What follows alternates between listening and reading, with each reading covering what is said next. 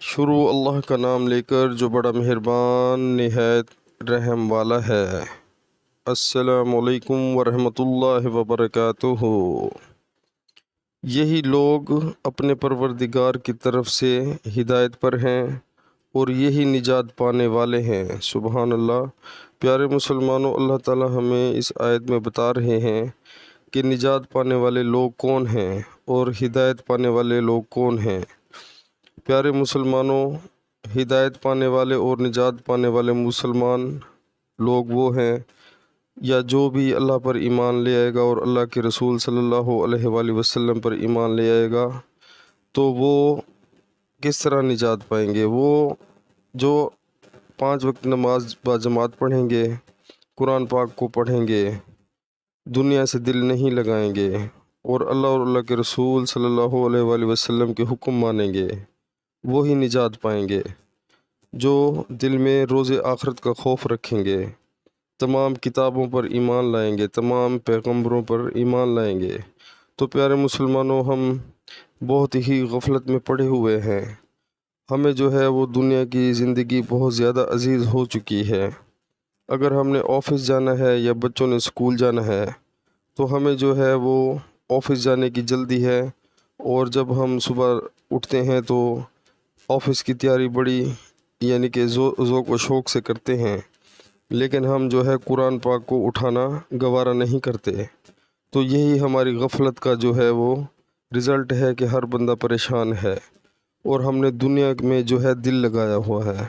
اور اگر بچے جا رہے ہیں سکول میں تو ان کو بھی کوئی ہوش نہیں ہے کہ قرآن پاک کی تلاوت کر کے جائیں۔ تو پیارے مسلمانوں، اسی وجہ سے ہم لوگ پستی کی طرف جا رہے ہیں، کیونکہ ہم اللہ اور اللہ کے رسول صلی اللہ علیہ وآلہ وسلم کے حکموں کو بھول چکے ہیں۔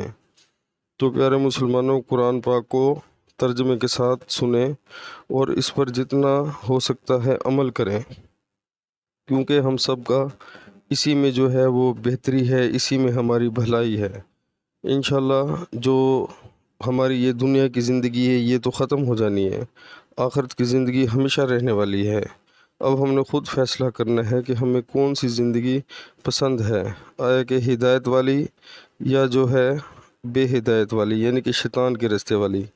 تو ہمیں جو ہے وہ کوشش کرنی چاہیے کہ اللہ تعالیٰ جو ہے ہمیں جو ہے وہ نجات پانے والوں میں داخل کرے۔ تو انشاءاللہ پیارے مسلمانوں، دنیا سے دل لگانا بند کرو اور روز قیامت والے دن کے بارے میں سوچو اور قبر کے بارے میں سوچو، جب ہم قبر میں بالکل تنہا ہوں گے اور وہاں پر اندھیرا ہوگا اور ہمارے ساتھ وہاں پر کیا بنے گا۔ اور ہمیں اس بارے میں سوچنا چاہیے، قبر کو 70 دفعہ دن میں یاد کرنا چاہیے۔ تو سب جو ہمارے رشتہ دار ہیں، سب جو اولاد ہے، یہ سب کچھ ہمیں چھوڑ کر چلے جائیں گے۔ اس قبر کی مٹی میں، اس اندھیرے میں صرف اللہ تعالیٰ کی ذات ہی ہمارے ساتھ ہوگی۔ تو وہاں پر مکمل حکم اللہ تعالیٰ کا چلے گا۔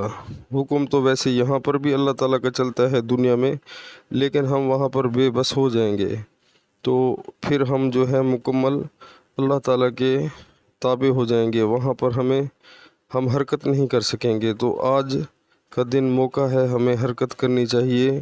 اللہ تعالیٰ نے ہمیں صحت دی ہے، نماز پڑھنی چاہیے، تو انشاءاللہ بہت فائدہ ہوگا۔ دنیا سے دل لگانا بند کریں اور روز آخرت کے بارے میں سوچیں، انشاءاللہ بہت فائدہ ہوگا۔ ملتے ہیں اگلی ویڈیو میں، زندگی رہی تو ملیں گے۔ السلام علیکم ورحمۃ اللہ وبرکاتہ۔